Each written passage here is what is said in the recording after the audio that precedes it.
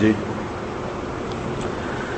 الحمد لله نحمده ونستعينه ونستغفره ونؤمن به ونتوكل عليه ونعوذ بالله من شرور أنفسنا ومن سيئات أعمالنا من يهده الله فلا مضل له ومن يضلله فلا هادي له ونشهد أن لا إله إلا الله وحده لا شريك له ونشهد أن محمدا عبده ورسوله صلى الله تعالى عليه وعلى آله وأصحابه وبارك وسلم تسليما كثيرا كثيرا أما بعد فأعوذ بالله من الشيطان الرجيم بسم الله الرحمن الرحيم فأما اليتيم فلا تقهر وأما السائل فلا تنهر وأما بنعمة ربك فحدث وقال النبي صلى الله عليه وسلم الكيس من دان نفسه وعمل لما بعد الموت.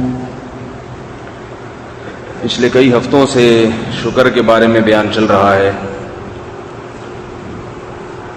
شکر کے درجات، اللہ کی نعمت کے وجود کا احساس ہو انسان کو، اس نعمت کا زبان سے اعتراف بھی کرے. یہ دوسرا درجہ ہے شکر کا کہ اللہ نے آپ کو جو نعمتیں دی ہیں ان نعمتوں کا اپنی زبان سے اعتراف کریں، صرف پریشانیوں کا تذکرہ نہ کیا کریں. تیسری چیز، اس دوسرے نمبر پہ یہ بتایا تھا کہ نعمت کا اعتراف کرنے میں کسی کو نیچا دکھانا مقصد نہ ہو اور شو مارنا مقصد نہ ہو. تیسرا درجہ شکر کا یہ ہے کہ اللہ نے آپ کو جو نعمت دی ہے، جس کے پاس وہ نعمت نہیں ہے اس کا خیال رکھا جائے. جس آدمی کے پاس نعمت ہوتی ہے اور وہ اس نعمت کو اپنا کمال سمجھتا ہے تو پھر وہ تکبر کرنے لگتا ہے اور اس کا خیال نہیں کرتا جس کے پاس نعمت نہیں ہے. ایک آدمی کو اللہ نے دولت دی ہے تو وہ غریبوں کی تحقیر کرنا شروع کر دے، ان کو حقارت سے دیکھنا شروع کر دے، محتاج کی مدد نہ کرے، تو یہ بھی نعمت کی ناشکری ہے. آپ زبان سے 100 دفعہ اللہ کا شکر ادا کرو مگر اللہ کے ہاں یہ مقبول نہیں ہے، یہ زبان سے ہے.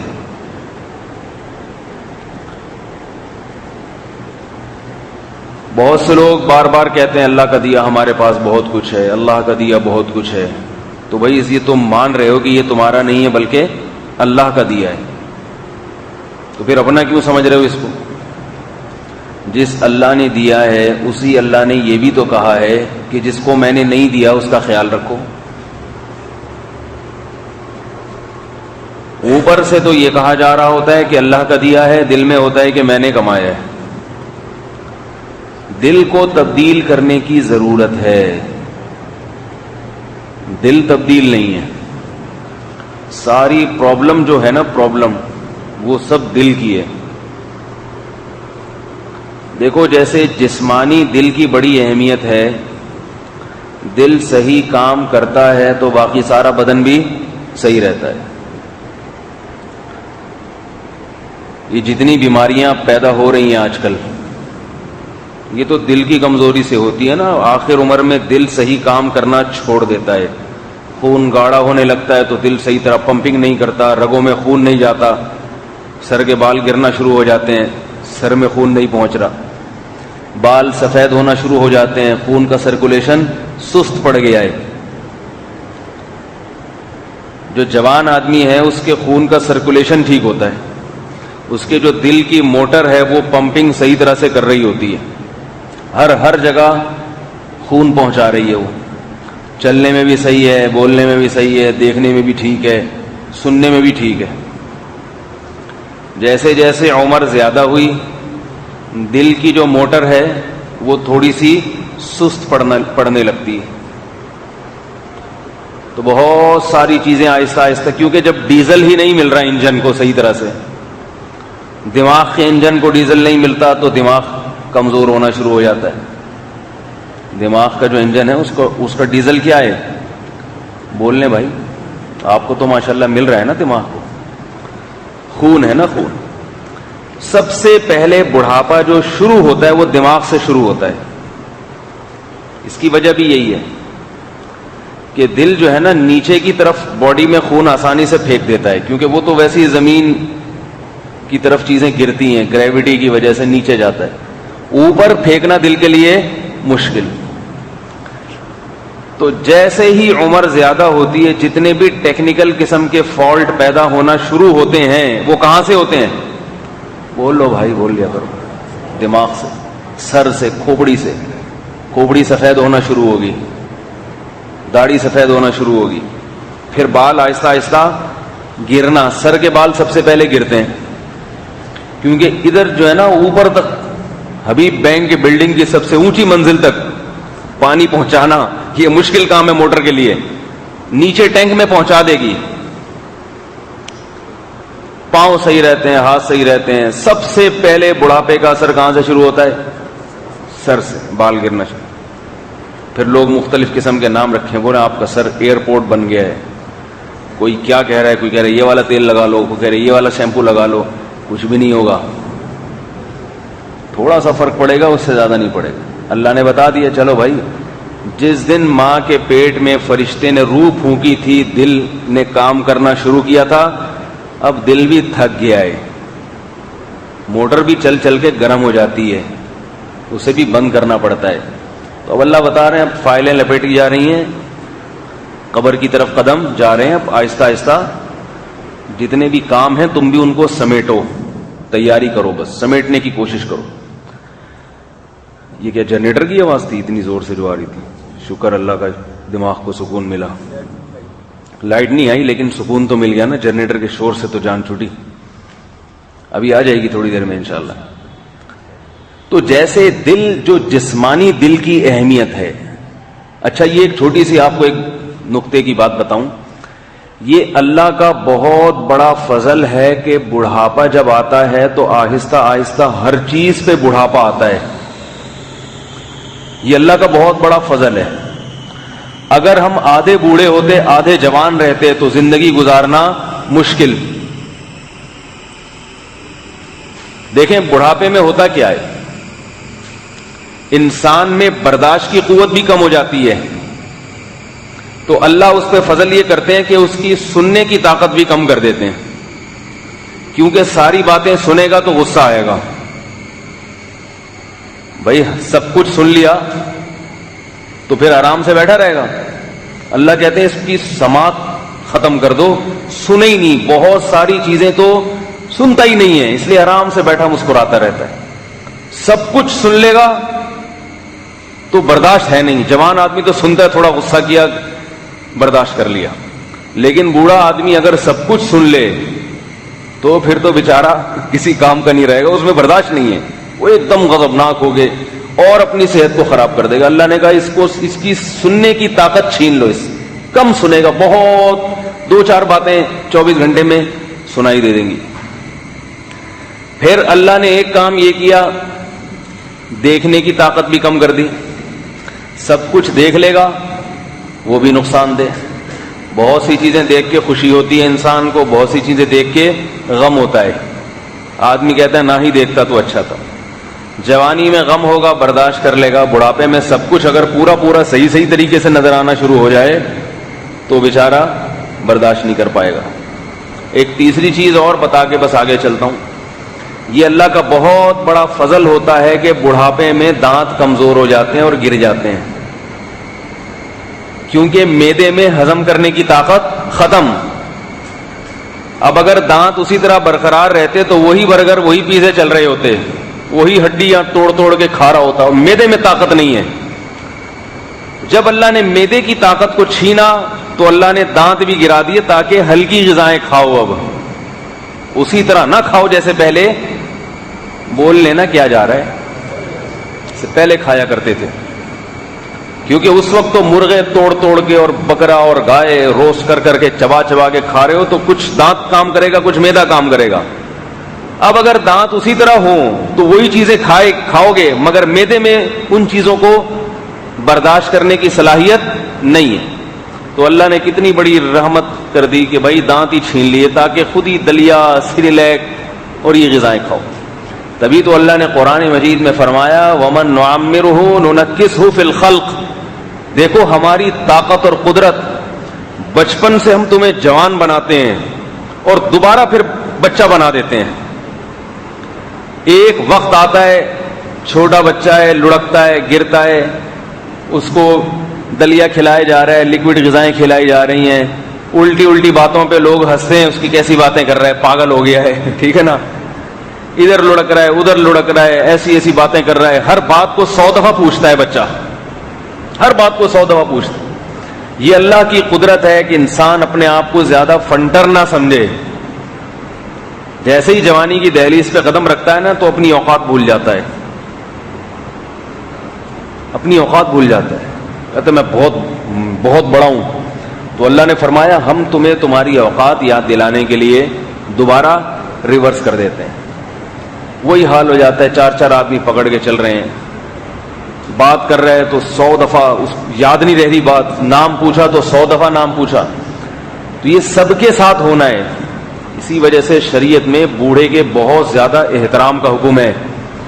اس کی باتوں پہ ہنسا نہ کرو، اس کا مذاق نہ اڑایا کرو، اس کا احترام کرو، کیونکہ کل ہم نے بھی بوڑھا ہونا ہے، کل ہمارے ساتھ بھی یہ حالات آئیں گے.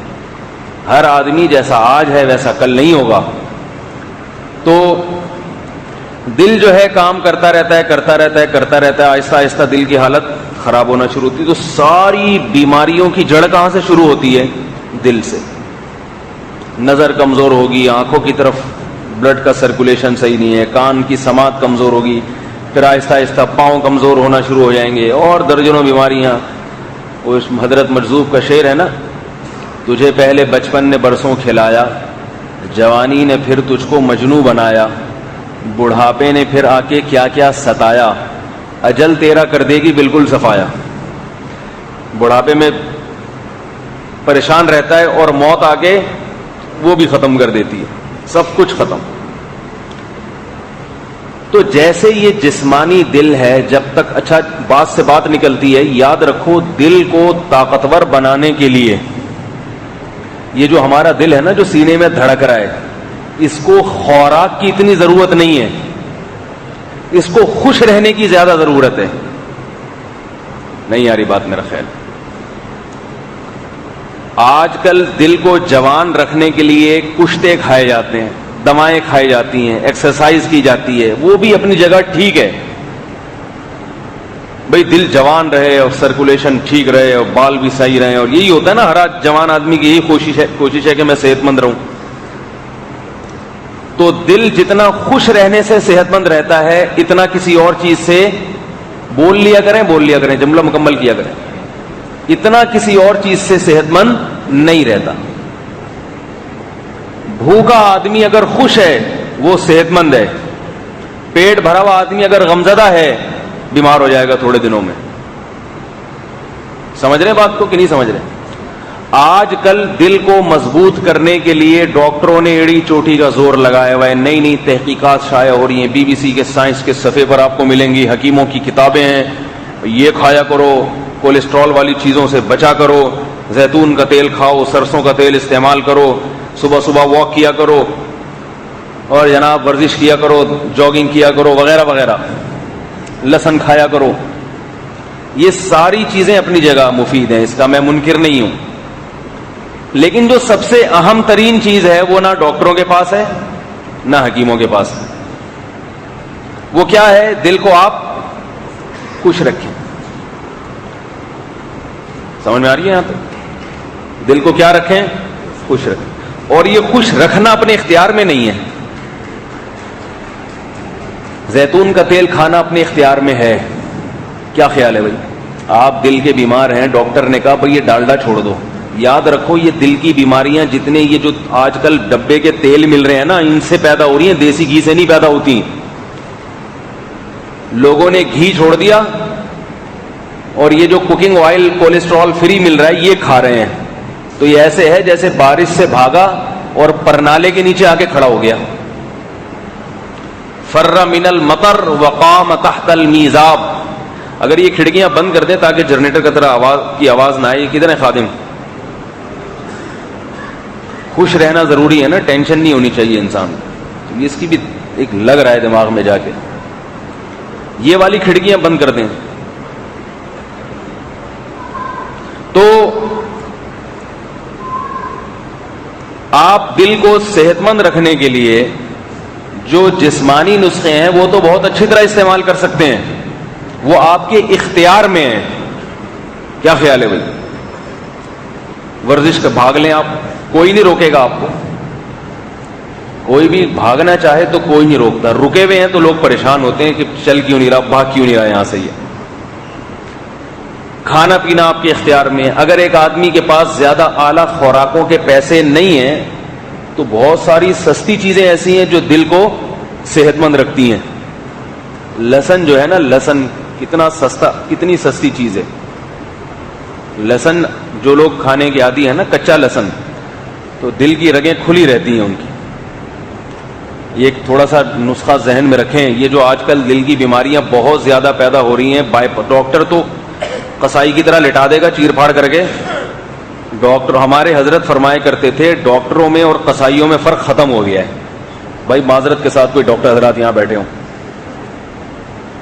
بس جاؤ یہ مسئلہ تو یہ کاٹ دو, حضرت یہاں کا مسئلہ یہ والی چیز کاٹ دو. ایک ڈاکٹر صاحب آپریشن, ہر ایک کا بہت زیادہ آپریشن کرتے تھے. جب کوئی مسئلہ پیٹ میں درد ہے, یہ والی یہاں تھا, یہ ٹکڑا کاٹ کے باہر نکال دو. تو ایک آدمی کا 10 دفعہ آپریشن کیا انہوں نے. ہر دفعہ سینہ کھولتے اور کوئی نہ کوئی چیز نکال کے باہر پھینک دیتے. پتے میں پتھری ہے, پتا ہی نکال کے پھینک دو, جڑ ہی ختم ہو جائے گی. ٹھیک ہے نا. گردے میں پتھری, ایک گردہ کاٹ دو, ایک پہ چلو گئی. تو وہ ڈاکٹر صاحب بہت زیادہ یہ کرتے تھے, بار بار وہ کھول رہے ہیں, پیٹ کھول کے کبھی کچھ نکال رہے ہیں, کبھی کچھ نکال رہے ہیں. تو اس نے کہا ڈاکٹر صاحب آپ میرے زب کیوں نہیں لگا دیتے؟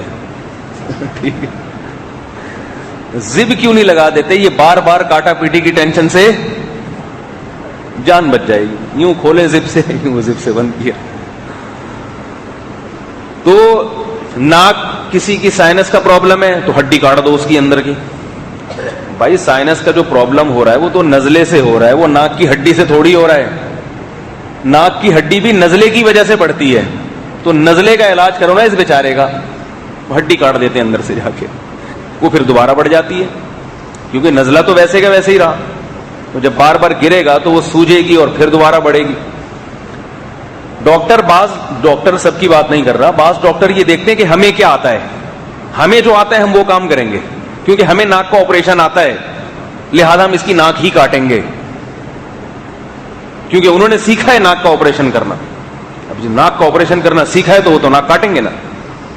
جیسے وہی بات ہے کہ ایک آدمی حکیم صاحب کے پاس گیا, پھنسی نکلی ہوئی ہے, ٹھیک نہیں ہو رہی, دوا چاہیے. حکیم صاحب نے دوا دے دی, یہ لوگ. تو اس نے کہا اس دوا سے پھنسی ٹھیک ہو جائے گی؟ تو مریض نے پوچھا حکیم صاحب سے, اس دوا سے میری پھنسی ٹھیک ہو جائے گی؟ حکیم صاحب نے کہا نہیں. اس نے کہا پھر کیا ہوگا؟ انہوں نے کہا پھوڑا بن جائے گی. اس نے کہا پھر کیا ہوگا؟ کہا پھر میں پھوڑے کا علاج کروں گا, کیونکہ میرے پاس پھوڑے کی دوا ہے, پھنسی کی نہیں ہے. میرے پاس پھوڑے کی دوا ہے, پھنسی کی نہیں ہے. تو علاج تو ہو جائے گا نا. لیکن یہ کیسا احمقانہ طریقہ ہے کہ آپ کے پاس جو دوا ہے آپ اسی پہ لا رہے ہو پبلک. تو بعض ڈاکٹر حضرات کہتے ہیں ہمیں جو آتا ہے ہم وہ کریں گے. بھائی تمہیں اگر یہ نہیں آتا اس کا علاج, کسی اور کے پاس بھیج دو اس کو. ایک سرجن تھے آرمی کے, بڑے ایماندار, میں ان کے پاس بیٹھا ہوا تھا, میری گپ شپ تھی. ان کے پاس ایک پیشنٹ آیا, دل کا پیشنٹ تھا, مریض تھا, اسے ڈاکٹروں نے بائی پاس لکھ کے دیا ہوا تھا. وہ سرجن کے پاس آیا, ایلوپیتھک سرجن. سرجن صاحب نے ان کو ہومیوپیتھک دوا لکھ کے دے دی. تو سب نے پوچھا کہ آپ ڈاکٹر ہیں ایلوپیتھک دواؤں کے اور آپ اس کو دوا لکھ کے دے رہے ہو ہومیوپیتھک, کوئی غلط تو نہیں نہ ہوئی؟ تو ڈاکٹر صاحب نے کہا کہ مقصد ڈاکٹر کا مریض کو شفا دینا ہوتا ہے, کہ اللہ کے حکم سے اس کو شفا مل جائے. تو اگر میں یہ سمجھتا ہوں کہ اس مرض کی ہومیوپیتھک میں دوا اچھی ہے جس میں بغیر آپریشن کے اس کا کام ہو جائے گا, تو یہ خیانت ہوگی کہ میں اس کو اپنی دوا لکھ کے دوں. ایسے لوگ بھی مارکیٹ میں ہیں لیکن تھوڑے شارٹ چل رہے ہیں. ورنہ ڈاکٹر کہتا ہے کہ ایسا بہترین مرغا پھنسا ہے, ساری وہ دوائیں لکھ کے دے گا جو اس کے ساتھ والے میڈیکل اسٹور سے ملیں گی اور جو اس کے بیٹے کا ہوگا یا اس کے ماموں کا ہوگا, اور اس میں بھی یہ نہیں کہ چلو میرے ماموں کو فائدہ ہو جائے, ماموں سے بھی کمیشن باندھا ہوا ہوگا, یعنی چلو صلہ رحمی کا ثواب مل جائے نا, میرے بچے کا میڈیکل ہے تو بچے کا فائدہ ہوگا تو میرے نہ اس سے بھی کمیشن باندھا ہوا ہوگا کہ چاچا میں آپ کو اتنی دوائیں بکواؤں گا تو آپ مجھے اس کے عوض میں کیا دو. تو جب ایسی حالت ڈاکٹر کی ہو تو پھر ڈاکٹر کا اپنا دل صحیح کام نہیں کرتا. سمجھ میں آ رہی ہے بات؟ اپنا دل صحیح کام نہیں کرتا ڈاکٹر کا. یہ میں ابھی اصل پوائنٹ کی طرف آ رہا ہوں کہ دل کے لیے صرف اتنی چیزیں کافی نہیں. تو کچھ چیزیں ایسی ہیں کہ اگر وہ دیسی چھوٹے موٹے ٹوٹکے استعمال کیے جائیں تو یہ بڑی بڑی بیماریوں سے انسان کی جان چھوٹ جائے. تو جن لوگوں کو بھی ذرا سا بھی کولیسٹرول جسم میں بڑھ گیا ہے, زیادہ ہو گیا ہے, تو لہسن کے 2-3 دانے کاٹ کے کالی مرچ کے برابر چھوٹے چھوٹے نگل لیا کریں پانی سے, ایسے پھانک لیا کریں, ناشتے کے بعد کر لیں یا رات سونے سے پہلے کر لیں. 3-4 مہینے جب یہ کام کریں گے تو انشاءاللہ دل کی ساری رگیں وگیں بول لو بھائی کھل جائیں گی. فری میں بتا رہا ہوں, کوئی فیس نہیں ہے ہماری, مشورے کی کوئی فیس نہیں. بعض لوگ ہیں جن کو ڈاکٹروں نے بائی پاس کا کہہ دیا تھا, ڈاکٹر تو کہے گا نا یہ کاٹو اس کو, یہاں سے کاٹو, ادھر سے کاٹو, ادھر سے جوڑ دو, یوں کر کے.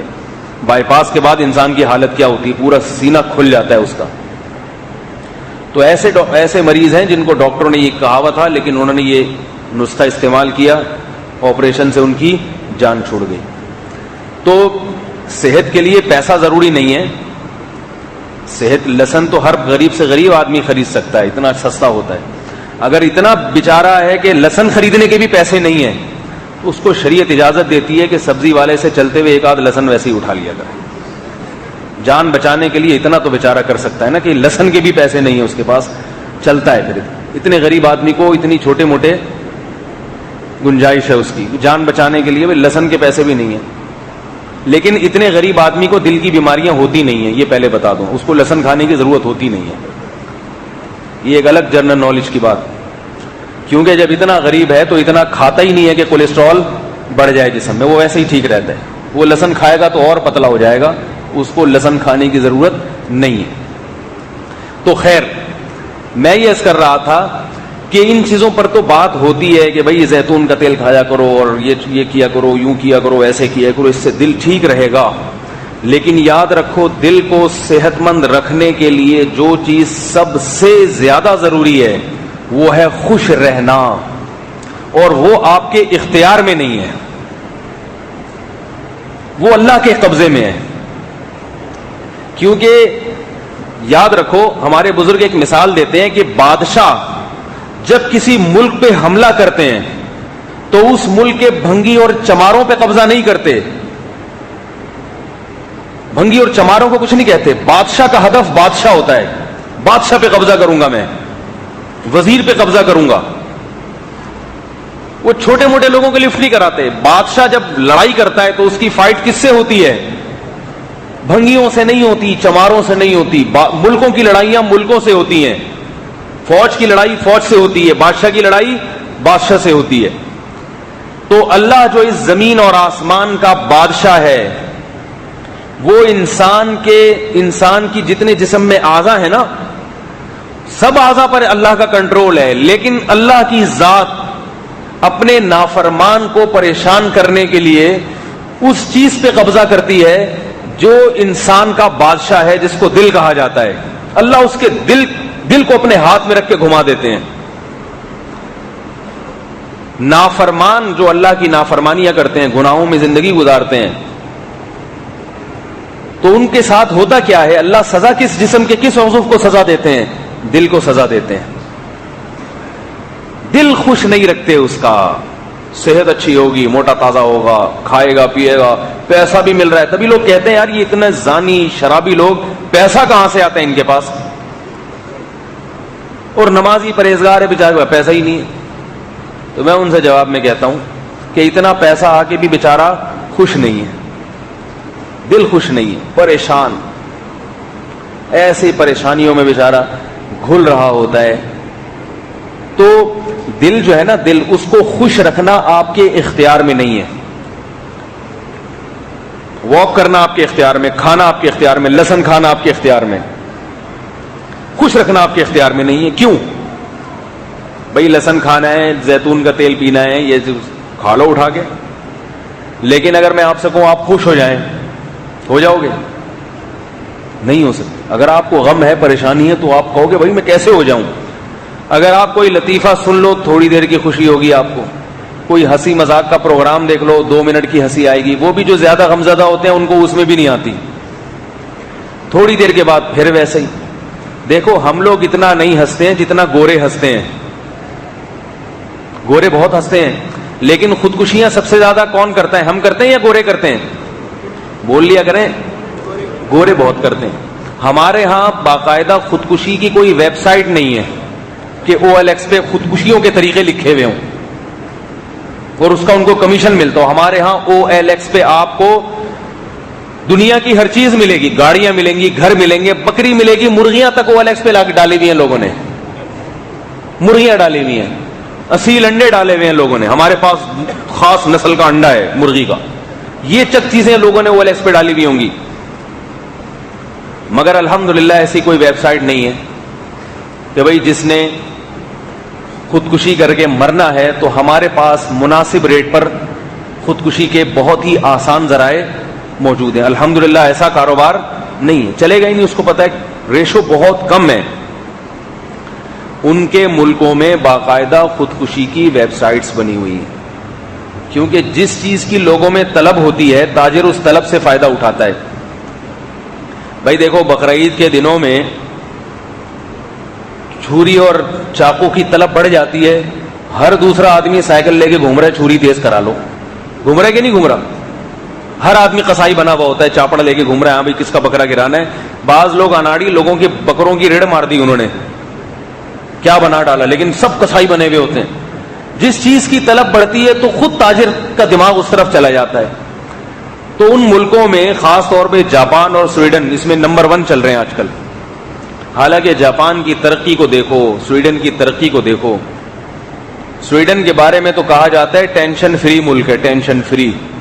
وہاں ٹینشن کے علاوہ سب کچھ ہے. لیکن کیسی بات ہے کہ ٹینشن کے علاوہ سب کچھ ہے, پھر بھی خودکشی کا ریشو سب سے زیادہ. کچھ دن پہلے ایک انگریز سے ملاقات ہوئی تو اس سے میں نے پوچھا, وہ کچھ اسلام کے بارے میں اعتراض, میں نے اس کو جوابات دیے. تو گپ شپ ہوئی تو انہوں نے ہمارے بارے میں تو سب کچھ پوچھ لیا, تمہارے ملکوں میں یہ ہے, تمہارے ملکوں میں یہ خرابی, یہ خرابی. ہم نے سب خرابیوں کے جواب دیے. اپنے ملک کی خرابی کیوں مانے بھائی ہم؟ اس نے بہت ساری باتیں کی, آپ کے ملک میں ایسا ہے تو فلانا ہے. ہم نے کہا ہمارا ملک بڑا ٹائٹ چل رہا ہے, اس فکر نہیں کرو اس کی. پھر ہم نے اس پہ اعتراض کیا. ہم نے کہا اچھا آپ اپنے ملکوں کے بارے میں بتاؤ. ہم نے سنا ہے کہ وہاں خودکشیاں بہت ہوتی ہیں. اگر وہ اتنے اچھے کنٹری ہیں کہ اس میں کوئی پریشانی نہیں ہے, نہ غربت ہے, نہ یہ ہے, نہ وہ ہے, تو آپ کے ملکوں میں تو پھر سکون بہت ہوگا. تو ہم نے سنا ہے کہ خودکشیاں بہت ہوتی ہیں. اس نے کہا نہیں, کوئی اتنی خاص نہیں. میں نے کہا پھر بھی آپ کے ذہن میں کوئی واقعہ. پھر اس نے اپنے واقعات سنانا. میرے جو ہے نا ایک بردر تھے, وہ ان کا کوئی مسئلہ ہوا تھا تو وہ لٹک گئے. پھر ایک فلانے تھے تو وہ گلی محلے میں ایک واقعہ وہاں ہمارے پڑوس میں ہوا تھا, وہ ٹرین کے نیچے آ گئے. ایک واقعہ تو جب وہ سنا رہا تھا تو ہم, میرے ساتھ اور جو حاضرین مجلس تھے, ہم پریشان ہو گئے کہ اس کو بھی یہ کم کہہ رہا ہے. اس کا بھائی بھی لٹک گیا, ساس مرتے مرتے بچی, پڑوسیوں میں فلاں کھمبے سے لٹک گیا, فلاں کے ساتھ یہ ہو گیا, فلاں کے ساتھ یہ ہو گیا. اور اس پہ تبصرہ کیا کر رہے ہیں, کوئی اتنی زیادہ نہیں ہے, اتنی زیادہ نہیں. تو بھئی زیادہ کیسے ہوگی, پھر زیادہ کیسے ہوگی اللہ کے بندو. ذرا سی باتوں پہ, وہ جس باتوں پہ بتا رہا تھا نا کہ ان باتوں پہ خودکشی کی ہے, اس پہ ہم حیران ہو رہے تھے کہ بھلا ان باتوں پہ بھی کوئی خودکشی کرتا ہے. ہمارے ہاں تو ماں باپ بچے کو دھکا دے کے گھر سے باہر نکال دیتے ہیں. بے روزگاری کی ٹینشن الگ. ایک صاحب میرے پاس آئے, کہہ رہے میرا کروڑوں روپے کا کاروبار تھا, سارا ٹھپ ہو گیا, روڈ پہ آ گیا میں. پھر جس نے میرے کاروبار پہ قبضہ کیا اس نے جھوٹے کیس بنا کے مجھے جیل میں ڈال دیا. کتنی بڑی مصیبت دیکھو. ایک تو کاروبار گیا آپ کا, ناجائز قبضہ ہوا, جس نے ناجائز قبضہ کیا اس نے جھوٹا کیس بنا کے اس کو جیل میں ڈال دیا. کہہ رہے 2 سال کے بعد جیل سے نکلا ہوں, کیس دوبارہ چل رہا ہے, دوبارہ اندر ہونے کا پورا پروگرام ہے, اور ٹینشن سے پاگل ہو رہا تھا. گھر میں بھی عزت ختم, کیونکہ گھر میں جب تک پیسہ دو تو سب سلام کرتے ہیں, السلام علیکم, آئیے بیٹا بیٹھیے, چائے, کہاں شادی کرنی ہے آپ یہ بتائیں. اور اگر آپ گھر میں پیسہ نہیں لے کر آ رہے تو آپ کی داڑھی اور نماز اور پجامے کو کوئی نہیں دیکھتا. آپ کے تہجد کا محراب ہے, آپ کے چہرے پہ وضو کا نور ہے, یہ سب چیز. پیسے لاؤ, پیسے. سمجھ میں آ رہی بات کہ نہیں آ رہی؟ پیسہ چاہیے, پیسہ. یہ سیٹ اپ چل رہا ہے, سب گھروں میں نہیں ہے, جو یہاں بیان سن رہے ہیں ان کے گھروں کے علاوہ کی بات کر رہا ہوں. تو اب کتنی ٹینشن, 6-7 سال سے اسی ٹینشن میں ہے, مگر اللہ کا شکر ہے نہیں مرا, نہ خودکشی کیا. ایسے ہی بے روزگار, کبھی ادھر بیٹھ گئے, سگریٹ پان گٹکے کے پیسے دوستوں سے لے رہا ہے بیچارہ. کئی دفعہ میرے پاس آیا, میں نے اس کو تسلی دی, سمجھایا, میں نے کہا دنیا ہے بھائی, غموں کی جگہ ہے, آخرت میں انشاءاللہ سب سیٹ ہو جائے گا, سب نے مرنا ہے, کما کے بھی مرنا ہی ہے نا. تو کہہ رہا تھا اب پھر دوبارہ جیل ہونے والی ہے. میں نے کہا کوئی بات نہیں, بیٹھ جانا کوٹری کے اندر, کچھ یاد کر لینا, قرآن اس کر لینا. یہ مقصد نہیں ہے کہ جیل میں جانا کوئی اچھی بات ہے, اللہ سب کو بچائے, عافیت والی زندگی. لیکن بیچارے کے ساتھ ایسا ہو رہا ہے, اور ظالم نے دیکھو اس کے قریبی رشتہ دار نے اس کے کاروبار پہ قبضہ کیا پیسے کی لالچ میں. تو کیا قیامت کے دن اللہ اس کو چھوڑ دیں گے؟ دنیا میں تو مزے اڑا رہے ہو, آخرت میں تو سب کو بھگتنا پڑے گا نا. تو مسلمان کو پھر بھی ایک تسلی ہوتی ہے, بھائی اس غم کو دیکھنے والا اللہ ہے. کافر کو کوئی تسلی نہیں ہے, وہ کہتا ہے کون دیکھ رہا ہے, سب نے مجھے ذلیل کر کے دھتکار دیا, اب کہاں جاؤں. پھر وہ یہی کہتا ہے اس ٹرک کے نیچے آ جاؤں, اس ٹرین کے نیچے آ جاؤں, اس کھمبے پہ لڑے جاؤں. کوئی دوست نہیں ہے اس کا, کوئی تسلی دینے والا نہیں ہے. نعم المولا و نعم النصیر, اللہ نے فرمایا اللہ تمہارا دوست ہے اور کیا بہترین مددگار ہے, کیا بہترین مددگار. اقرب الیہ من حبل الورید, شہرک سے زیادہ قریب. مسلمان جیسا مرضی گناہگار ہو, اسے یہ احساس رہتا ہے کہ میری ہر بات پر میرا رب مطلع ہے, دیکھ رہا ہے, اس غم میں بھی مجھے دیکھ رہا ہے, وہ سب دیکھ رہا ہے, نوٹ کر رہا ہے. تو یہ تسلی ہوتی ہے, خودکشی نہیں کرے گا. اور اگر خودکشی کر لے تو یاد رکھو پھر خودکشی کرنے والے پہ ترس نہیں کھایا کرو. لوگ آ کے کہتے ہیں ہائے بیچارہ اتنا غموں کا مارا, مر گیا, لٹک گیا, کتنا اس کو ذہنی ٹارچر کیا ہے. اتنا ذہنی ٹارچر کوئی نہیں کر سکتا کہ آپ میں برداشت کی طاقت ختم ہو جائے, یہ ناممکن ہے. اگر ایسا ہوتا تو اللہ خودکشی کو حلال قرار دیتے. دیکھو اللہ نے کہا کہ سور کا گوشت نہ کھاؤ, لیکن اللہ نے کہا اگر بھوک سے یہ حالت ہو جائے کہ مرنے لگو بھوکے ہو کے, تو پھر اتنا کھا سکتے ہو جس سے کمر سیدھی ہو جائے. تو اللہ کو پتا تھا بھائی بھوک برداشت کرنا بہت مشکل ہے, بھوک سے مرنا بڑا مشکل ہے.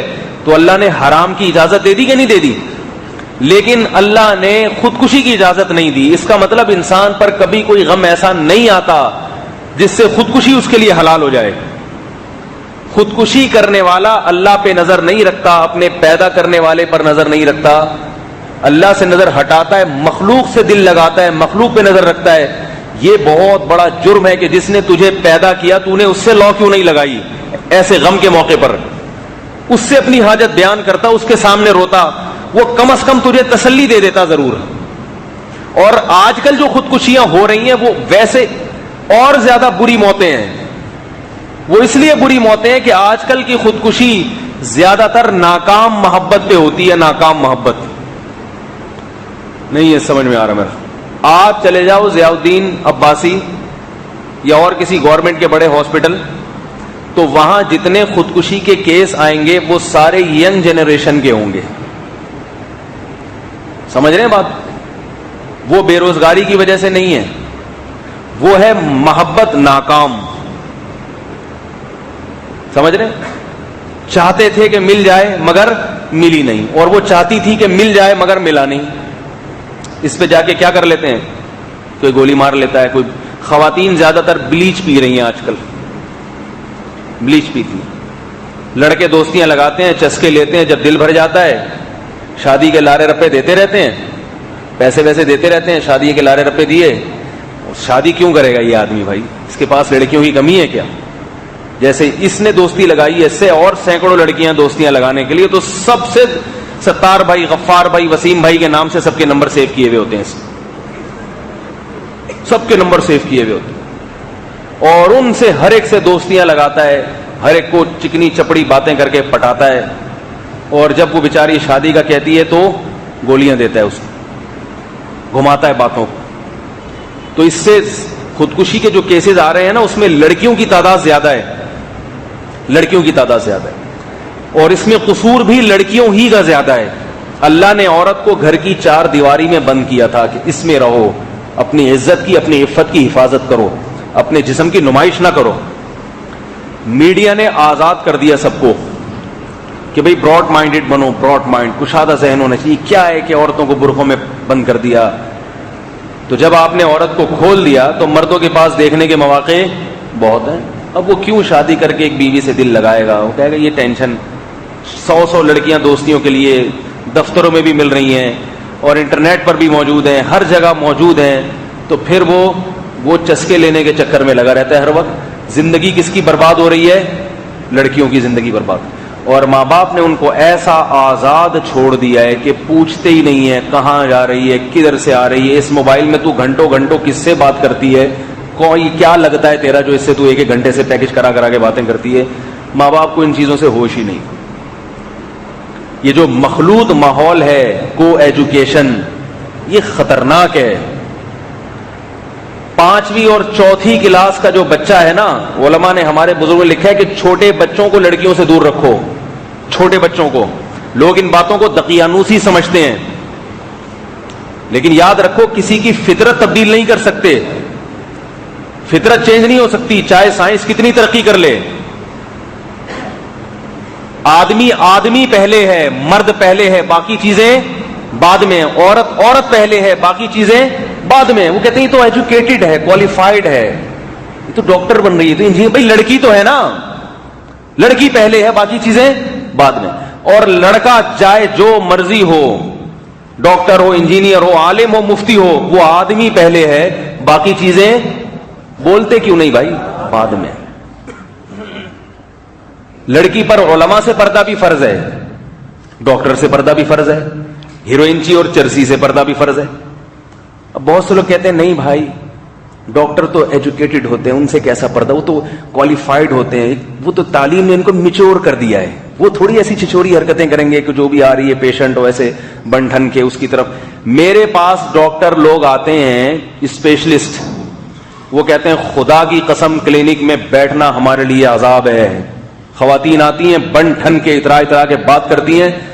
مجھ سے ڈاکٹر لوگ کہتے ہیں، اسپیشلسٹ ہیں، 8 بچوں کے باپ ہیں، اتنے بڑے، کہہ رہے ہیں ہم جانتے ہیں کہ ہمارے لیے زنا سے بچنا کتنا مشکل ہے. میڈیا کہتے نہیں ایجوکیٹڈ، جو ایجوکیشن ہے وہ انسان کو میچور کر دیتی ہے، وہ یہ چھچوری حرکتیں نہیں کرتا. کیوں نہیں کرتا؟ وہ روٹی نہیں کھاتا کیا ہے بھائی؟ آپ جب ایجوکیشن حاصل کرتے ہو تو بھوک لگنا ختم ہو جاتی ہے. ڈاکٹر بھی پراٹھے کھاتے ہیں، روٹی کھاتے ہیں، سب کچھ، وہ بھوک تو ہے نا.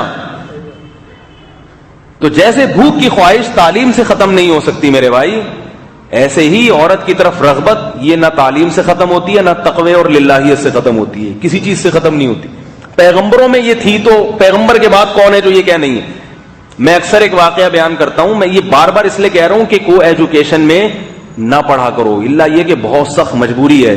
مجبوری ہو تو جاؤ، نظر کی حفاظت کرو، پڑھائی میں دل لگاؤ، پتلی گلی سے نکل لو. ادھر سے آئے پڑھے، وہاں سے نکل گیا مجبوری میں. کیونکہ بعض تعلیمی ادارے ایسے ہیں جہاں کو ایجوکیشن کے بغیر تعلیم ہی نہیں ہے، وہ مجبوری ہے. پھر یہ بہت خطرناک ہے. جن لڑکوں کے فون آتے ہیں نا، جن جب عشق میں مبتلا ہوتے ہیں، پھر ان کی حالت دیکھنے والی ہوتی ہے. یہاں تک پہنچنے سے پہلے ہی انسان احتیاط کر لے. میں اکثر ایک واقعہ بیان کرتا ہوں کہ ایک قاری صاحب تھے، بڑے نیک پرہیزگار، پنجاب میں. تو ایک صاحب کہیں سفر پہ جا رہے تھے، ان کی 2 جوان بیٹیاں. انہوں نے کیا کیا، وہ مسجد کے امام صاحب کو کہا کہ آپ ذرا میری بچیوں پہ نظر رکھیں، گھر میں آ کے ان کو قرآن بھی پڑھا دیا کریں، ان کو قرآن بھی پڑھا دیا کریں، اور ذرا ان کا خیال بھی رکھیں. اللہ کے بندے، انہی سے تو خیال رکھوانا ہے، مردوں سے بچانا ہے، مردوں ہی کے حوالے کر کے جا رہے ہو. وہ امام صاحب بیچارے نیک آدمی تھے، شریف آدمی تھے. لیکن کیا ہوا ہے کہ وہ جب ان لڑکیوں کے گھر گئے، لڑکیاں جوان تھیں، پڑھانا، امام صاحب بھی ہینڈسم اور خوبصورت، جب انہوں نے پڑھانا شروع کیا تو آنکھ مٹکا شروع ہو گیا دونوں طرف سے. آنکھ مٹکا سمجھتے ہیں؟ سب سمجھتے ہیں بھائی. آنکھ پڑھائی کم ہو رہی ہے اور آنکھ مٹکے زیادہ ہو رہے ہیں. تھوڑے دنوں میں کیا ہوا, چونکہ بہرحال تھے عالم, تو ایک عامی آدمی اور عالم میں تھوڑا فرق یہ ہوتا ہے کہ عالم صاحب اس کام کو جائز کر کے کرنے کی کوشش کرتے ہیں, ٹھیک ہے. عامی ہوتا تو وہ ایک سیٹنگ لگا لیتا, ایک نیا سلسلہ شروع کر دیتا. سارے عامی ایسے بھی نہیں ہوتے, کہ کسی کی برائی مقصد نہیں ہے, لیکن ایک ہمارے ہاں جو ایک چل رہا ہے حساب کتاب کہ بھائی چلو دوستی لگاؤ. شادی کی ٹینشن کون؟ وہ امام صاحب پہلے سے شادی شدہ بھی تھے, میں نہیں تھا, یہ بتا دوں پہلے میں نہیں تھا, کہیں آپ سمجھ رہے ہوں کہ یہ تھے, کیا سمجھ رہے اپنا کسی اور پہ رکھ کے سنا رہے ہیں. تو وہ پہلے سے شادی شدہ بھی تھے. اب نتیجہ کیا نکلا کہ وہ لڑکی بھی عاشق ان کے اوپر اور وہ بھی عاشق. بالآخر پروگرام بنایا, شادی کی, کسی جگہ کورٹ میرج کی یا کیا کیا, بھاگ گئے. اب جب ابا آئے ہیں تو امام صاحب جب بھاگے ہیں, اس مسجد میں کچھ مہینے کے لیے میری تقرری ہو گئی, وہاں وہ امام لیس ہو گئی تھی وہ مسجد, ٹھیک ہے, امام لیس. تو مجھے رکھ لیا انہوں نے, میں نے وہاں بیانات شروع کیے. تو لڑکی کے والد صاحب آئے میرے پاس اور وہ امام پہ بہت غضبناک تھے کہ میری بیٹی کو لے کے بھاگ گیا. تو میں نے ان سے کہا, میں نے کہا غلط کیا, ایسا نہیں کرنا چاہیے تھا. جب آپ نے ان پر اعتماد کیا تھا تو ان کو آستین کا سانپ نہیں بننا چاہیے تھا, غلط کیا, میں اس کو اپریشیٹ نہیں کر رہا, لیکن آپ نے اس سے بھی زیادہ غلط کیا کہ اپنی خوبصورت جوان بیٹی کو بٹھا دیا ایک جوان عالم کے سامنے. بوڑھے بھی نہیں تھے, وہ جوان تھے, بالکل ینگ, 27-28 سال ان کی عمر. اس کے سامنے آپ نے اپنی جوان بیٹی کو لے جا کے بٹھا دیا اور تسلی دے دی کہ میں جا رہا ہوں, ٹھیک ہے. باپ جو نگرانی کرنے والا ہوتا ہے وہ بتا کے جا رہا ہے کہ بیٹا میں جا رہا ہوں, میں نہیں آؤں گا 15 دن سے پہلے. میں نے کہا یہ کیا حماقت ہے؟ کہہ رہے وہ تو عالم تھے. میں نے کہا آدمی پہلے تھے, عالم بعد میں تھے. مرد پہلے تھے, عالم, بولو بھائی, پرہیزگار متقی پہلے تھے, آدمی. میں نے کہا پرہیزگار تھے جس کی وجہ سے پھر بھی انہوں نے شادی کی ہے, یہ بھی غنیمت ہے, ورنہ تو لے کے پتہ نہیں کون کیا کیا کرتا ہے, بھاگ جاتا ہے اور پھر شادی وادی بھی نہیں کرتے, چھوڑ دیتے ہیں پھر ایسے ہی. خیر میں نے کہا یہ بہت غلط کیا, لیکن اب جو غلط ہے وہ ریورس نہیں ہو سکتا. تو بھاگ گئے, 1 مہینہ ہو گیا, اب بلا لیں, چھوڑو, جو تھا ہوا سو ہوا. لیکن وہ بہت غصے میں تھے. پھر میں نے مسجد میں اعلان کیا, میں نے کہا بھائی مجھے اس قسم کی آزمائش میں کوئی ڈالنے کی کوشش نہ کرے, کیونکہ وہاں لوگوں میں رواج ہے جوان قاریوں کو اپنی بیٹیوں کے سامنے لا کے بٹھا دیتے. میں نے کہا لوگ مجھے بھی سمجھ رہے ہیں بہت نیک آدمی, بہت پرہیزگار, اللہ کرے ہوں میں, اللہ سے اچھی امید رکھنی چاہیے, لیکن میں نے کہا یہ حماقت نہ کریں, کیونکہ ان کو شوق نہیں ہے شادیوں کا, مجھے باقاعدہ شوق ہے, سمجھ رہے ہیں, ٹھیک ہے. جس کو شوق نہیں ہے وہ تو عشق میں مبتلا ہو کے اس نے کر لی. میں نے مسجد میں اعلان کیا, میں نے کہا مجھے باقاعدہ شوق ہے, اس لیے یہ حماقت نہ کیا کرو, اپنی جوان بیٹیوں کے سامنے جا کے بٹھا دی. بعض کہتے ہیں ہماری بچی پھر قرآن کہاں سے پڑھے گی؟ قرآن پر عمل زیادہ ضروری ہے یا پڑھنا؟ اگر ایک بچی قرآن پڑھ کے قاری صاحب کے ساتھ بھاگ جائے اس سے بہتر ہے وہ جاہل رہتی ہے, نہ آتا قرآن اس کو. تو یہ جو حساب کتاب ہے نا میرے بھائی, یہ مخلوط ماحول میں یہ سب چیزیں پیدا ہوتی ہیں. یہ ماں باپ کی ذمہ داری اپنی بیٹیوں کی, بہنوں کی حفاظت کریں. ایک خاتون کا فون آیا امریکہ سے کہ میں آن لائن ایک قاری سے پڑھتی ہوں. اب وہ قاری صاحب آن لائن پڑھا کے تھوڑے دنوں میں گپے مارنا شروع کر دی انہوں نے اسٹوڈنٹ سے. تو وہ خاتون کہہ رہی ہیں کہ وہ قاری صاحب مجھ سے فری ہونے لگے ہیں, وہ ادھر ادھر کی باتیں بہت زیادہ کر رہے ہیں. میں نے کہا, کہہ رہی ہے میں جواب نہیں دوں تو استاذ کی بے ادبی ہے, جواب دوں تو پھر مجھے ہوتا ہے بھائی یہ پڑھائی کی حد تک رہو, ادھر ادھر کیوں جا رہے ہو. تو میں نے کہا کیا پوچھتے ہیں؟ وہ کہہ رہی وہ کہتے ہیں کہ اور سنائیں امریکہ کا موسم کیسا ہے. تو میں نے ان سے کہا کہ آپ کے استاذ ہیں, احترام اپنی جگہ, لیکن ان سے کہیں کہ آئندہ جب بھی موسم کے بارے میں پوچھیں تو محکمہ موسمیات والوں کا لنک بھیج دیں. ان سے کہ موسم کی جتنی بھی انفارمیشن ہے وہ بتانے کے لیے محکمہ موسمیات والے ہیں, میں نہیں. میں نے کہا ایک دفعہ تمیز سے آپ ادب سے بتا دیں تو انشاءاللہ, ظاہر ہے انسان کو اپنی عزت کا بھی خیال ہوتا ہے. میں نے کہا انشاءاللہ وہ دوبارہ صرف پڑھایا کریں گے آپ کو, اور ادھر ادھر کی باتیں نہیں کریں گے. خواتین خود فری ہونے لگتی ہیں, خود فری ہونے لگتی ہیں. تو بھائی یہ مخلوط ماحول سے بچاؤ، اس سے دل پریشان ہوتا ہے. دل، یہ جو میں بتا رہا تھا نا کہ دل کو خوش کرنا اپنے اختیار میں نہیں ہے، لیکن ایسے کام کرنا اپنے اختیار میں ہے جس سے انسان کا دل خوش ہو جائے. وہ کام ہے اللہ کی نافرمانی کو چھوڑ دے انسان. جب گناہ سے بچتا ہے تو سب سے پہلا اس کو انعام دنیا میں کیا ملتا ہے؟ اللہ اس کے دل کو سکون اور راحت دے دیتے ہیں. بد نظری کرنے والے، ان کے دلوں کو سکون نہیں ہے، کبھی اس کے معاشقے میں، کبھی اس کے معاشقے میں، کبھی آتا واتا ہاتھ کچھ بھی نہیں ہے. یہ جو عشق وشق ہے نا، اس سے سوائے ذلت کے کچھ بھی حاصل نہیں ہوتا، اور ان چیزوں سے محفوظ وہی رہتا ہے جو اپنے نظر کی حفاظت کرتا ہے. اور اگر کبھی اس کی مخالفت ہو جائے تو توبہ کا دروازہ کھلا ہوا ہے، اللہ سے معافی مانگ لو، اے اللہ معاف کر دے، آئندہ نہیں کروں گا، ختم. تو نافرمانی میں ہوتا کیا ہے؟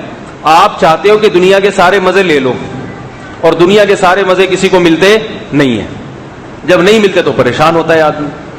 تو اپنی رضا کو اگر اللہ کی رضا پہ چھوڑ دے کہ اللہ جیسے تو چاہے گا میں ویسے زندگی گزاروں گا، تو جس حال میں تو خوش ہے اسی حال میں میں خوش ہوں. پھر سب سے بڑا فائدہ کیا ہوتا ہے؟ انسان کے دل کو راحت اور سکون مل جاتا ہے. جیل کی کوٹری میں بھی اس کو خودکشی کے خیالات نہیں آتے. میں ایک چھوٹی سی بات خودکشی کے بارے میں کر کے اپنے موضوع کی طرف آگے بات کو سمیٹتا ہوں. یہ میں آپ سے یہ عرض کر رہا تھا کہ خودکشی کرنے والے پہ ترس نہ کھایا کریں. اور آج کل جو خودکشیاں ہو رہی ہیں وہ تو بہت ہی گندی، حرام، مردار کی محبت میں لٹکتے ہیں جا کے. کتنے کیسز آئے ہیں، کسی لڑکی سے عشق ہوا، شادی نہیں ہوئی، مار دیا اپنے آپ کو. اس لڑکی پہ کوئی اثر نہیں پڑتا اس کا. تھوڑے دن وہ روئے گی، ہائے میرا سچا عاشق تھا. شادی پھر کرتی ہے اس مردے کے ساتھ. اس نے اتنی قربانی دی، لٹک گیا اس کی خاطر، شادی پھر بھی یہ کسی اور کے ساتھ کرے گی اور تھوڑے دنوں میں اس کو بھول جائے گی. یہ عاشق قیامت کے دن بھی اپنی معشوقہ کو منہ دکھانے کے قابل نہیں ہوگا. تو کیا فائدہ ایسی مردار کی محبتوں کا جس میں آپ محبوب کے لیے سب کچھ قربان کر دو، محبوب پھر بھی آپ کو لفٹ کرانے کے لیے تیار نہ ہو. اور لڑکی کبھی کسی مرد کے لڑکے کی عشق میں ہلاک ہو جاتی ہے، اس سے لڑکے کی صحت پر بھی کوئی فرق نہیں پڑتا، وہ پھر کہیں اور شادی کر کے بیٹھ جاتا ہے. اس لیے یہ جو عشق معاشقے میں جو خودکشی ہوتی ہے یہ بڑی بری موت ہے. دعا کیا کرو اللہ اس گندی موت سے سب کو بچائے. نبی صلی اللہ علیہ وسلم نے خودکشی کرنے والے کا نماز جنازہ نہیں پڑھا. اس لیے علماء نے کہا ہے کہ اگر کوئی خودکشی کرے تو قوم کے مقتدا اور رہبر کو یا مسجد کے امام کو چاہیے جنازہ نہ پڑھے، عام لوگ اس کا جنازہ پڑھیں. کسی قاری حافظ کو کھڑا کر دیں، بھائی تم پڑھاؤ. جو علاقے میں کوئی رہبر ہے، روحانی پیشوا ہے، اس کو بائیکاٹ کرنا چاہیے اس کے جنازے کا. اتنا بڑا جرم ہے، اتنا بڑا جرم ہے. کیونکہ اس نے یہ بھی ناشکری میں سب سے بڑی نعمت جو ہمیں ملی ہے وہ کیا ہے؟ زندگی. اللہ کی اس مخلوق پر جو سب سے بڑا انعام ہے وہ کیا ہے؟ زندگی دی ہے. زندگی ہے تو سب کچھ ہے، زندگی نہیں ہے تو کچھ بھی نہیں. اس نے اس گفٹ کو واپس کر دیا. کوئی آپ کا دوست بہت قیمتی تحفہ آپ کو لا کے دیتا ہے، بہت قیمتی تحفہ، ہیرے جواہرات سے بنا ہوا کوئی بہت زبردست تحفہ آپ کو لا کے دیتا ہے، اور آپ اس کے منہ پہ واپس کر دیں اس کو مجھے نہیں چاہیے.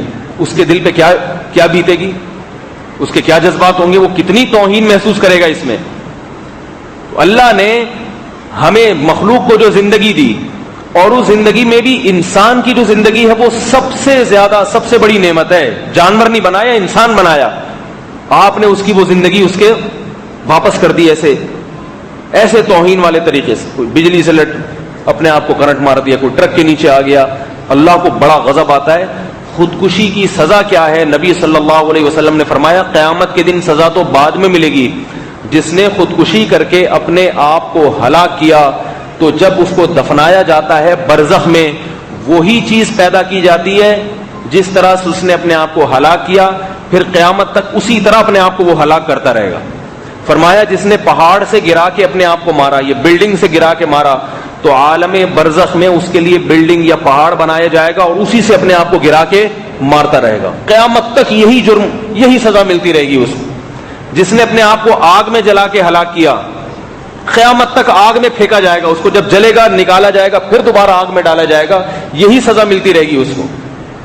اور خودکشی کرنے والا کیا سمجھتا ہے کہ میں مرنے کے بعد غم سے نکل جاؤں گا.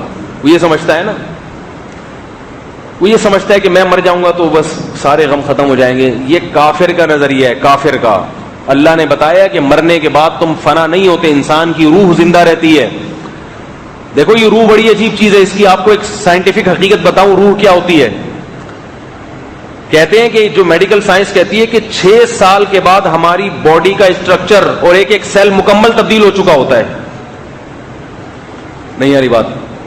ابھی جو ہماری باڈی ہے, جو بال ہیں, جو سیل ہیں دماغ کے اندر یا جسم میں, یہ آہستہ آہستہ ٹوٹ پھوٹ رہتی ہے نا ان کے اندر, نئے بنتے ہیں, پرانے ختم ہوتے ہیں.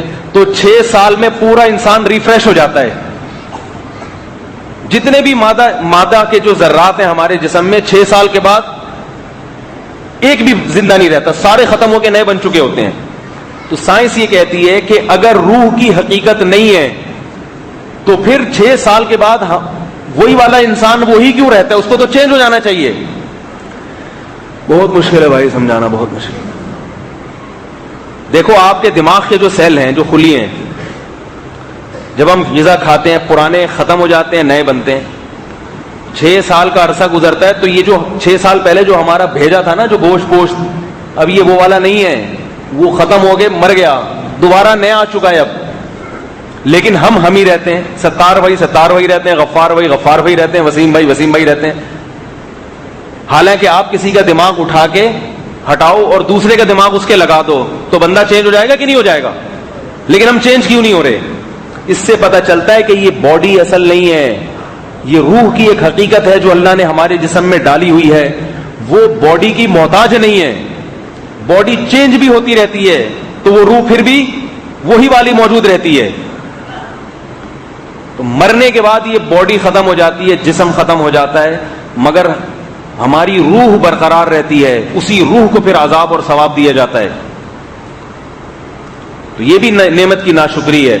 تو میں یہ عرض کر رہا تھا کہ یہ جو خوش رہنے والی بات ہے نا, خوش رہنے والی بات, یہ اپنے اختیار میں نہیں ہے. اگر اپنے اختیار میں ہوتی تو گورے سب سے زیادہ خوش ہوتے اور مسلمان سب سے زیادہ پریشان ہوتے. ان کے سائنسدان ایسی مشینیں ایجاد کر لیتے جس سے آپ خوش رہیں, ایسی دوائیں ایجاد کر لیتے جسے کھا کے آپ ہر وقت مسکراتے رہیں. ایسا کچھ بھی ایجاد نہیں کر سکتے. پریشانی, خودکشیاں اور پتہ نہیں کیا کیا ہو رہا ہے ان ملکوں میں. اور یہ بھی یاد رکھو ان کے ڈپریشن کے مریض ہونے کی سب سے بڑی علامت یہ کہ ڈرگس جتنے وہاں لیے جاتے ہیں اتنے یہاں نہیں لیے جاتے. یہ جو نشے کی چیزیں ہیں یہ تو پریشانی دور کرنے کے لیے لی جاتی ہیں نا. تو نشے کا جو ریشو ہے ہمارے ملکوں میں کم ہے, ان کے ملکوں میں زیادہ ہے. حالانکہ وہاں تو سب کچھ ہے, ان کو نشے کی کیا ضرورت ہے؟ ان کو تو پروٹین سے بھرپور غذائیں ملتی ہیں, ان کو سٹا لگانے کی کیا ضرورت ہے؟ ان کو کیا ضرورت ہے؟ اور ہمارے ہاں بھی جو کچھ ہے وہ وہیں سے آ رہا ہے, وہیں سے آ رہا ہے. یہ بھی بے سکونی کی علامت ہے. پتہ یہ چلا کہ سکون اور خوشی پیسوں سے خریدی نہیں جا سکتی.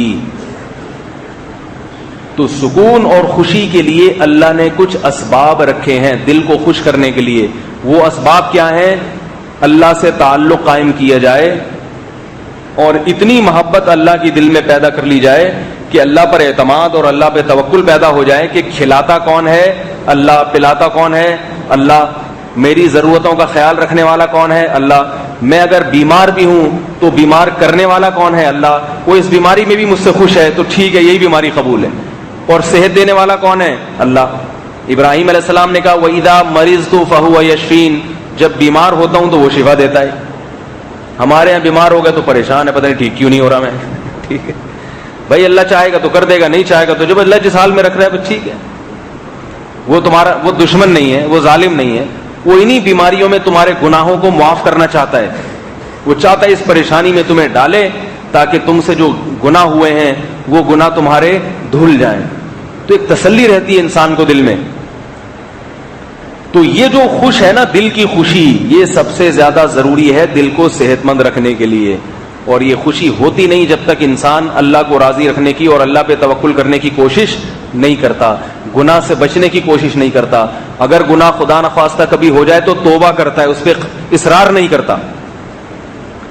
تو جلدی سے بات کو میں سمیٹ کے ختم کرتا ہوں. میں جو عرض کر رہا تھا کہ شکر جو ہے نا، جب اللہ کا شکر ہم ادا کریں تو اس میں ایک درجہ کیا ہے، اس شکر کو لوگوں کے سامنے بیان کیا جائے، اور جس کے پاس وہ نعمت نہیں ہے اس کا خیال کیا جائے.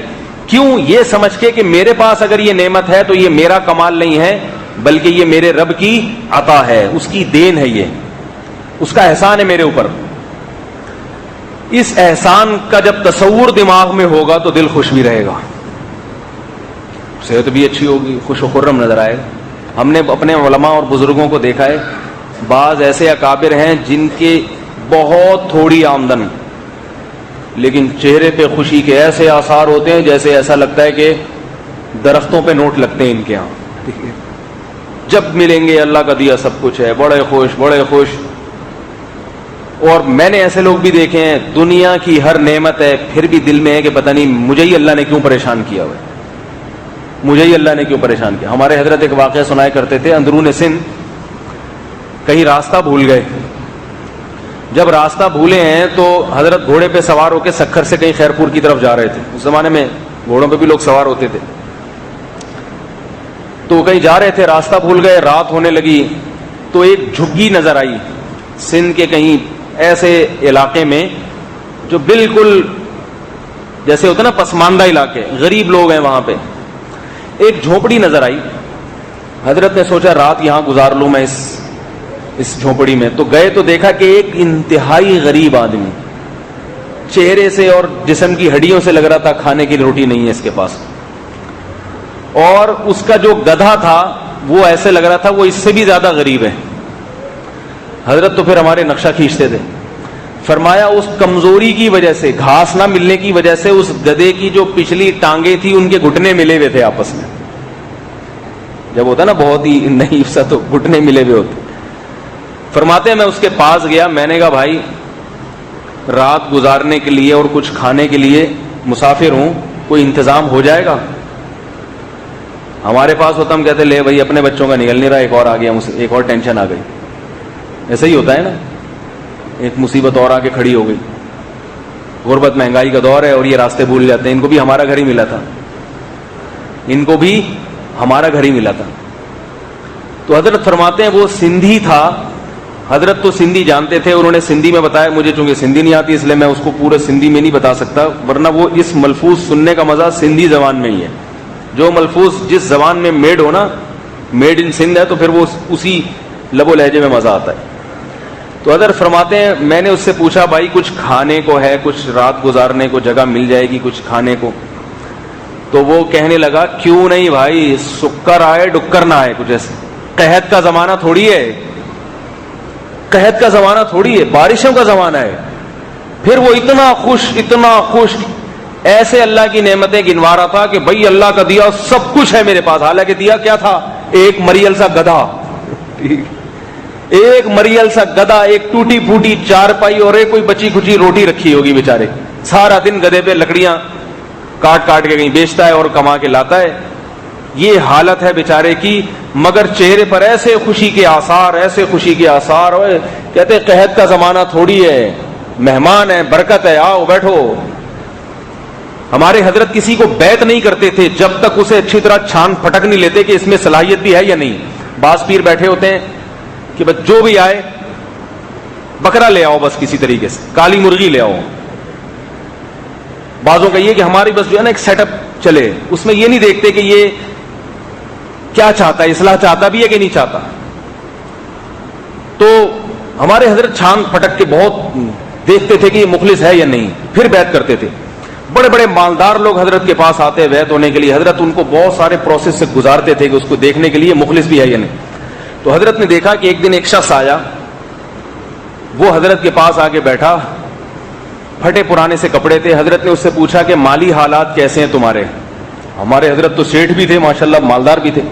تو کوئی سیٹھ جب کسی غریب سے پوچھتا ہے کہ حالات کیسے ہیں تو غریب کیا کہتا ہے؟ بس دعا کریں اللہ تعالیٰ کچھ بہتر کر لے. یہاں دعا کا مطلب کیا ہوتا ہے؟ کچھ پیسے دے دیں. بھائی کہتے ہیں نا بس دعا کریں اللہ کچھ حالات درست کر دے. تو مقصد یہ ہوتا ہے کہ دعا تو نہیں، مطلب یہ کہ میں بتا رہا ہوں کہ میری حالت اچھی نہیں، کچھ پیسے ویسے دے دیں. تو حضرت کے پاس آئے، حضرت نے پوچھا حالات کیسے چل رہے ہیں آپ کے گھر کے، اور پیسوں ویسوں کی حالت کیا ہے؟ تو اس نے ایسے زمین آسمان کے قلابے ملائے، حضرت اللہ کا دیا بہت کچھ ہے، بہت اچھا کھا رہا ہوں، بہت اچھا پی رہا ہوں، الحمدللہ والحمدللہ. ایسے اس نے بیان کیا کہ حضرت کو حیرانگی ہوئی کہ پھر یہ کپڑے ایسے کیوں پہنے ہوئے بیچارے نے، یہ اتنا اچھا کھا رہا ہے. پھر جب مزید تفتیش کی تو پوچھا، وہ بیعت ہونے آیا تھا حضرت سے، پوچھا کرتے کیا ہو؟ پتا چلا کہ جوڑیا بازار میں کمر پہ سامان رکھ کے گدا گاڑی میں لوڈ کرتا ہے، اس کی دہاڑی ملتی ہے بیچارے کو. اتنا غریب آدمی اور اتنی محنت والا کام. اور عرق النساء کا درد بھی ہے اس کو، یہ بیماری بھی ہے، جو پنڈلی میں ایک رگ ہوتی ہے نا جس میں شدید ترین درد ہوتا ہے، یہ مستقل بیماری بھی لگی ہوئی ہے اور اتنی سخت محنت والا کام کر رہا ہے. مگر جب حالات پوچھے تو اللہ کا دیا، بولو بھائی بہت بہت خوش. حضرت نے اسی مجلس میں اس کو بیعت کر لیا، فرمایا اس میں صلاحیت ہے، یہ کچھ بن سکتا ہے. اسی مجلس میں اس کو بیعت کیا، ورنہ کرتے نہیں تھے بیعت. تو اللہ کی نعمتوں کا احساس ہوگا، اللہ کی نعمتوں کا اعتراف ہوگا، اللہ کی نعمتیں لوگوں کے سامنے بیان کی جائیں گی. تو اس کا بڑا فائدہ کیا ہوگا؟ دل خوش رہے گا، اور دل خوش رہے گا تو صحت بھی اچھی رہے گی. کیا خیال ہے؟ اور اگر یہ چیزیں نہیں ہوں گی، ہر وقت پریشانی پریشانی، یار یہ بھی ٹینشن ہے، یہ بھی ٹینشن ہے، یہ بھی ٹینشن ہے، یہ بھی مصیبت ہے، یہ بھی ہے، تو پھر کیا رہے گا؟ تھوڑے دنوں میں ایک اور ٹینشن کھڑی ہو جائے گی، وہ ہوگی دل کی. وہ کون سی ٹینشن ہوگی؟ دل کی. دل ہی سیٹنگ پہ نہیں ہے، کبھی ادھر جا رہا ہے، کبھی ادھر جا رہا ہے، اور کبھی جو نا وہ بائی پاس لکھ کے دے رہے ہیں ڈاکٹر. اس کا یہ مطلب نہیں کہ جو خوش رہتے ہیں ان کو بائی پاس کی ضرورت نہیں پڑتی. بعض بہت خوش و خرم ہوتے ہیں، پھر بھی اللہ کا ایک امر ہے، اللہ تعالیٰ نے کسی کو موت دینی ہے. ہمارے سلیم بھائی تھے ماشاءاللہ مسجد کے نمازیوں میں سے، ہر وقت خوش تھے، چہرے پہ ان کی ایک بڑی رونق تھی، میں نے کبھی پریشان نہیں دیکھا ان کو. مگر اچانک اٹیک ہوا اور دنیا سے چلے گئے. تو یہ اللہ کی مرضی ہے، کسی کو اللہ اپنے پاس نیک لوگوں کے بارے میں سنا ہے، اللہ ان کو ذرا جلدی ہی بلا لیتے ہیں. عام طور پہ دیکھا بھی ہے، نیک آدمی کو اللہ جلدی اٹھا لیتے ہیں، کہتے ہیں کہ دنیا کے بکھوڑے سے اس کو اللہ جلدی نکال لیتے ہیں. بھائی تو ابھی صاف ستھرا ہے، لپٹا لپٹایا، جنت میں چلا جا. یہاں رہے گا تو حالات کی کوئی گارنٹی یہاں پہ نہیں ہے، یہاں پریشانی ہو سکتی ہے. تو وہ اللہ کا امر اگر کسی کے بارے میں آ جائے تو پھر اللہ اس کو اٹیک سے مار دیں یا اللہ اس کو ایکسیڈنٹ سے مار دیں، وہ اللہ کی مرضی ہے. لیکن اسباب یہی ہیں کہ دل خوش رہتا ہے تو جوان رہتا ہے، دل پریشان رہتا ہے تو بوڑھا ہو جاتا ہے. ہمارے حضرت کی عمر 80 سال تھی، مگر اگر آپ ان سے ملتے تو آپ کہتے کہ یہ بالکل جوان ہے. ایسا چہرے پہ خوشی سے سرخی، اور ایسی ایک ہوتا ہے نا نکھرا ہوا چہرہ خوشی سے جو ہوتا ہے. اور فرماتے تھے ایسا خوش ہوں کہ بتا نہیں سکتا. کیوں؟ اس کی وجہ کیا تھی؟ دل جوان تھا، دل خوش رہتا تھا. اور ایسے ایسے لوگ بھی دیکھیں 30-40 سال ہیں، لگتا ہے کہ 90 سال کے ہو گئے ہیں، دل ہی خوش نہیں ہے. گٹکا منہ میں رکھا ہوا ہے، ایک ادھر سگریٹ بھی ہے، پریشان نہیں ہے تو کبھی گٹکے سے اپنی پریشانی کو دور کرنے کی کوشش کرتا ہے، کبھی جا کے سٹا لگاتا ہے. کبھی ایک صاحب کو میں نے دیکھا، ایک نسوار رکھی ہوئی ایک طرف، ہاتھ میں چرس ہے اور الٹے ہاتھ میں چرس ہے، سیدھے ہاتھ میں سگریٹ ہے، اور منہ سے شراب کی بدبو بھی آ رہی ہے. میں نے کہا کوئی چیز چھوڑ دے اللہ کے بندے، ایک انجیکشن رہ گیا ہے نشے کا، وہ بھی لگوا لو کہیں سے لا کے. یہ ینگ جنریشن کے حالات ہیں. شراب بھی پی ہوئی ہے، منہ میں نسوار بھی ہے، گٹکا بھی ہے، گٹکا بھی جیب میں رکھا ہوا انہوں نے، اور چرس الگ پی رہے ہیں، شراب الگ چل رہی ہے. جتنے جو ٹینشن ختم کرنے کی جتنی چیزیں ہیں ساری استعمال. اور وہ کیوں؟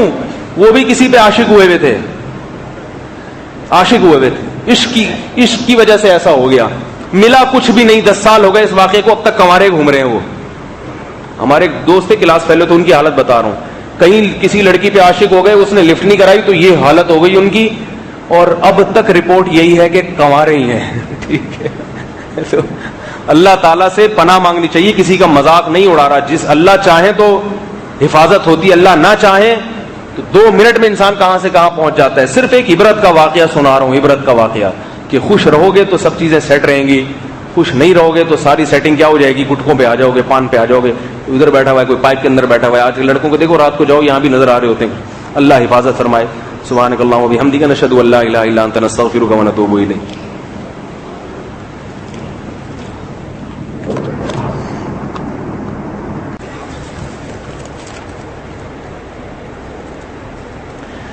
نے سوال پوچھا ہے، خلیجی ممالک میں اکثر یہ دیکھا گیا ہے کہ جماعت کے دوران اگر 2 نمازیوں کے درمیان جگہ خالی ہو تو پیچھے کھڑے نمازی نماز کی حالت میں اگلی صف میں آگے بڑھ جاتے ہیں.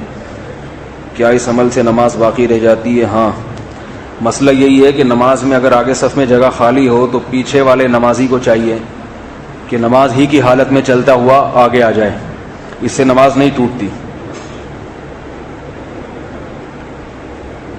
یہ پتہ نہیں انہوں نے کسی شخص کے بارے میں سوال پوچھا ہے، تو شخصیتوں کا نام لے کے ان پہ تبصرے کرنا، یہ تھوڑا سا اس سے اجتناب کرتا ہوں میں، اور میں جانتا بھی نہیں ان کو۔ خوش رہنے کے لیے رائے ون اجتماع نومبر سے ہے 10 نومبر سے وہاں نکل جائیں اور وہاں سے جماعت میں۔ ٹھیک ہے، اچھی بات ہے بھائی، خوش رہنے کا ایک یہ بھی طریقہ ہے۔ ہمارے والد صاحب کو ایک صاحب ملے جو خودکشی کرنے کے لیے کراچی سے پنجاب سے کہیں جا رہے تھے، گھریلو حالات سے پریشان تھے، خودکشی کرنے کے ارادے سے نکلے تھے، تو والد صاحب کو ملے۔ یہ بہت پرانی بات ہے، یعنی ہمارے والد صاحب نے ہمیں واقعہ سنایا، ہماری پیدائش سے بھی پہلے کی بات ہے یہ۔ تو خودکشی کرنے کی نیت سے وہ آدمی جا رہا تھا، اس نے بتایا میرے ساتھ یہ ہو گیا، یہ گھریلو مسائل بہت زیادہ۔ والد صاحب نے بولے وہ پنجاب میں ہی کر لیتے خودکشی۔ ٹھیک ہے، وہ کراچی آ رہا تھا، یہاں شاید آسان ہوگی، اس نے سوچا ہوگا خودکشی کی ضرورت نہیں، خود بخود کہیں سے فائر آئے گا ٹھا کر کے دھماکے میں مر جائیں گے، شاید ممکن ہے اس کی یہ سوچ ہو۔ تو والد صاحب نے اس کو کہا کہ صرف میرے کہنے پر ایک کام کر لو، مکی مسجد میں اس وقت جوڑ ہوا کرتا تھا، ایک رات وہاں گزار لو، اگلے دن بھلے مر جانا۔ اس نے کہا نہیں میں نے مولویوں کو بھی بہت دیکھ لیا ہے، مولوی بھی ایسے ہی ہوتے ہیں، یہ سب ایسے ہی ڈرامے بازی ہے، کچھ بھی نہیں ہے، سب دکانیں کھول کے بیٹھے ہوئے ہیں، یہ ہے وہ ہے۔ تو پکا ارادہ تھا اس کا، اس وقت موبائل فون وغیرہ نہیں تھے۔ تو والد صاحب کہتے ہیں میں نے اس کو بہت سمجھایا، بھائی تو نے مرنا ہی ہے نا، مرنے کا پکا پروگرام ہے، تو ایک رات مکی مسجد میں گزار لے، اگلے دن مر جانا۔ تو بالآخر وہ اس پہ آمادہ ہو گیا، چلو جی۔ یہ کہا والد صاحب، اپنا راستہ تھا وہ آ گئے، والد صاحب نے اس کو ایڈریس دے دیا تھا اپنا کہ مرنے سے پہلے مجھے خط لکھ کے بھیج دینا، ٹھیک ہے، کہ پتہ چلے کہ بھائی میری نصیحت کا اثر ہوا کہ نہیں ہوا، اور وہ اس ایڈریس پہ ڈال دینا۔ تو اس کا خط آیا کہ 4 مہینے کی جماعت میں چل رہا ہوں، اور اتنی بڑی میری داڑھی ہے، اور ایسی پرسکون زندگی ہے کہ بتا نہیں سکتا۔ بہت اس نے والد صاحب کا شکر ادا کیا۔ تو اللہ کے لیے جب قربانی دیتے ہیں تو اللہ دل میں سکون پیدا کر دیتے ہیں، تو اس لیے بھائی یہ بھی ایک طریقہ ہے۔ میرے دوست کی والدہ بیمار ہیں، آپ سے درخواست ہے کہ ان کے لیے دعا کریں، اللہ تعالیٰ ان کو شفاء کامل عاجل عطا فرمائے۔ الحمدللہ رب العالمین، ربنا آتنا فی الدنیا حسنہ نسألک الہدى